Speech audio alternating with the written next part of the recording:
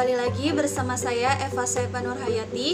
Di sini saya akan menjelaskan tentang teks berita, yang mana materi teks berita ini termasuk ke dalam materi Bahasa Indonesia kelas 8. Baik, di era globalisasi saat ini, hampir setiap hari di media sosial, di media massa manapun, berita menjadi konsumsi sehari-hari.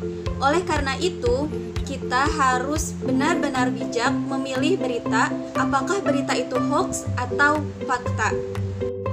Sehingga kita tidak mudah menyebarkan berita yang hoax di media massa manapun. Selanjutnya, saya akan menerangkan tentang pengertian teks berita.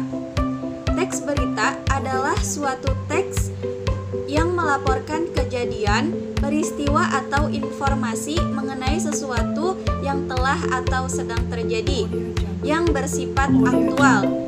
Yang bersifat aktual di sini yaitu bermaksudkan yang sedang diperbincangkan oleh masyarakat atau sedang terjadi. Selanjutnya yaitu apa sih unsur-unsur dari teks berita?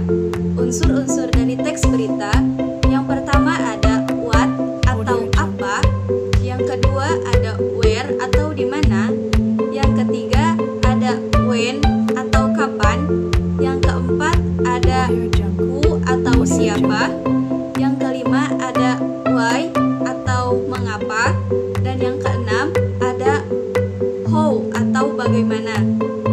Yang dimaksudkan dengan what atau apa yaitu apa peristiwa yang diinformasikan, lalu where di mana peristiwa itu terjadi, dan kapan peristiwa itu terjadi, lalu siapa yang terlibat di dalam peristiwa tersebut, dan why mengapa hal tersebut bisa terjadi, dan yang terakhir bagaimana kronologis peristiwa itu terjadi.